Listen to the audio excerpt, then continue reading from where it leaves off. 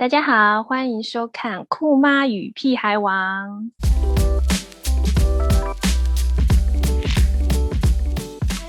各位家长一定会遇到一些困扰，就是当你带着小孩去外面逛大街，尤其是逛卖场，就小孩看到他喜欢的东西，你就会开始妈妈，我要买，然后你不给他买，他就开始大哭大闹。那这时候到底该怎么办呢？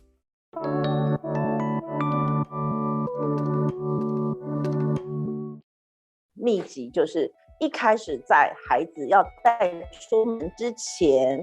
请你先跟他约法3章，这件事情是一定要做的。就是因为我们都知道出去不可避免的会碰到这些诱惑力。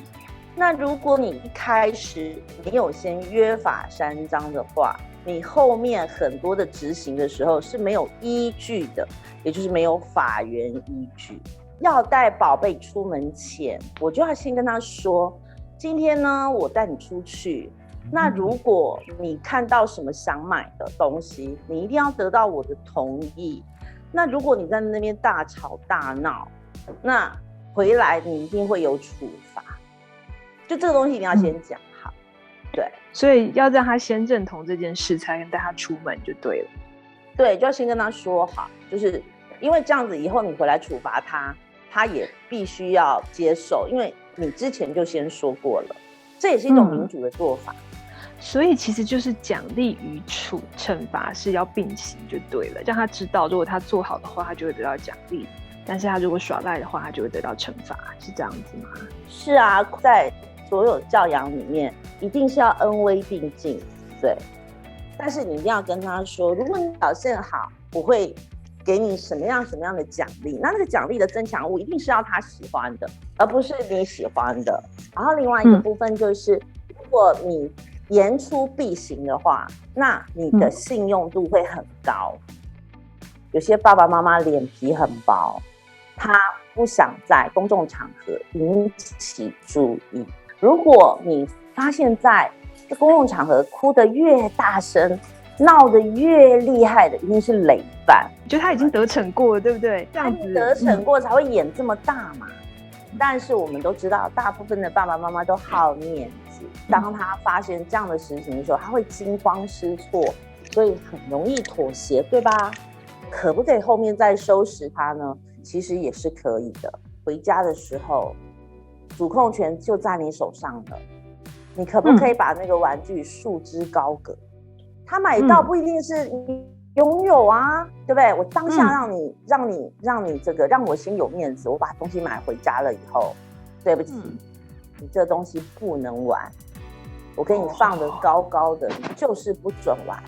然后什么时候才能给他玩呢？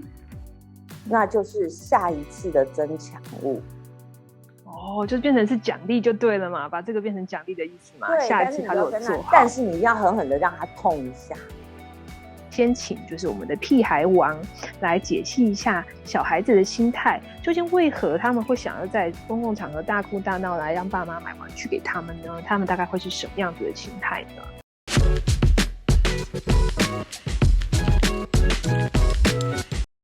但现在就是知道这招对父母有用啊。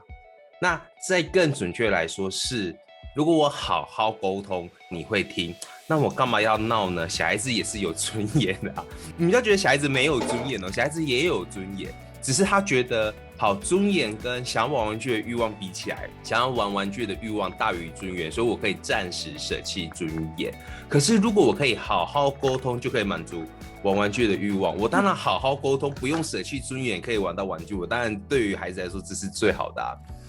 没有人天生不要脸，大家记得，没有人天生不要脸。所有不要脸的人都是为生活所逼，这真的是大人不要脸是因为生活所逼，小孩不要脸也是生活所逼。你刚刚讲到回到一开始讲定规则这件事情，我觉得定规则反而是很民主的事情，因为可以让孩子定规则，或是一起定规则。在酷妈跟屁孩王刚刚的分享以及对谈里面呢，其实给我们几个很重要的观念。第一个就是一定要以身作则，父母的以身作则是非常重要的，因为孩子的观察力是很惊人的。他其实从出生开始，他就一直在，因为他最大的接触者就是父母嘛，或照顾者嘛，所以他其实会观察他可以怎么样钻漏洞。如果他看到父母呢，其实是有很多表里不一或什么的地方的时候，他其实是会去运用他的小聪明去钻漏洞的，是吗？我先来讲钻漏洞这个词。我觉得对于一个孩子来说，没有所谓钻漏洞。就好像来说好了，对一个都市长大的人来说，走路就是要走在柏油路上面。如果走到草地，那就是践踏草地，我就是乱，没有好好走路。可是对于一个从小就生长在大草原上面的人，他从来没有看过柏油路的人，那本来所有人脚能够踏的地方都是能够踏，为什么我一定只能要踏这些石子路或柏油路上面呢？所以对于孩子来说，他的认知还没有建立，所以他并不是钻漏洞，其实是本身就是父母亲规则没有讲清楚，你又没有说不行，我怎么知道不行？所以你的意思是说，孩子其实就很像是在荒野里面摸索，因为他就是刚出生或刚长大嘛，所以他其实很多规定、很多限制都还不存在他的心里面，所以他其实也是不断在测试，说到底什么是可以，什么是不可以的，他是一直在测试这件事情，是吗？是，就像那个婴幼儿，不是什么东西都会抓来吃吃看看能不能吃嘛，大概就是这样子。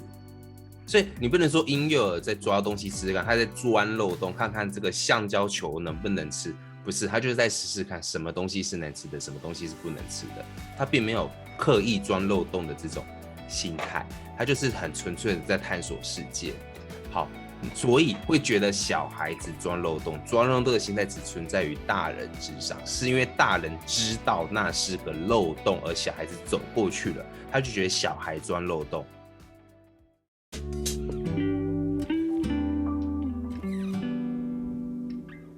在今天的节目里呢，酷妈与屁孩王其实都有提到了规则这件事情。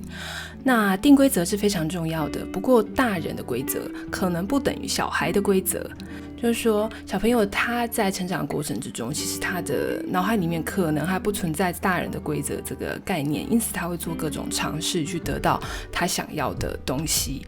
因此教养上其实重要的不只是让小孩守规则而已，而是让他发自内心的认同呢，大人世界的规则是有道理的，这样子呢，他才会逐渐的长成一个成熟的人。